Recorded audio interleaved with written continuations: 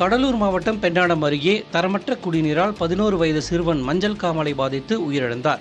அவருடைய தாயும் சகோதரியும் சிகிச்சை பெற்று வருகின்றனர். தீவலூர் கிராமத்தைச் சேர்ந்த தமிழ் நிலவன் என்ற சிறுவனுக்கு மஞ்சள் காமாலை பாதிப்பு ஏற்பட்டுள்ளது. இதனால் திருச்சி அரசு மருத்துவமனையில் சேர்க்கப்பட்ட நிலையில் பரிதாபமாக உயிரிழந்தார்.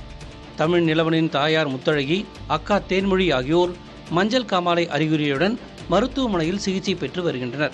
தீவலூரில் ஊராட்சி சார்பில் விநியோகிக்கப்படும் குடிநீர் சுகாதாரமற்ற நிலையில் உள்ளதாகவும், தமிழ் நிலவனின் உயிரிழப்புக்கு அதுவே காரணம் எனவும் மக்கள் குற்றம் சாட்டுகின்றனர். கிட்டத்தட்ட ஒரு 10 ஆண்டு காலமாக அந்த டேங்கை சுத்தம் பண்ணாத ஒரு விளைவாக தான் இந்த மஞ்சள் காமாலை உருவாகிருக்குன்னு சொல்லி அந்த டாக்டர் ரிப்போர்ட்டில் வந்துருக்கு சார். 10 ஆண்டு காலமாக அந்த டேங்க் சுத்தம் பண்ணாமல் கிட்டத்தட்ட ஒரு 5 அடி உயரத்துக்கு அந்த பாசாங்கல், அந்த பாசி இதெல்லாம் படிஞ்சு போய் அந்த டேங்க் உள்ள இருந்திருக்கு.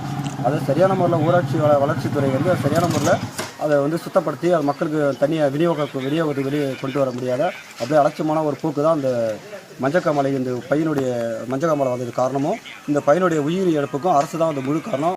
இதுகுறித்து மாவட்ட சுகாதாரத்துறையில் கேட்டபோது அந்த கிராமத்தில் 50க்கும் அதிகமானோரிடம் இரத்த மாதிரி சேகரிக்கப்பட்டுள்ளதாகவும், முதல்கட்ட பரிசோதனையில் 3 பேருக்கு மஞ்சள் காமாலை அறிகுறி இருப்பதாகவும் கூறினர்.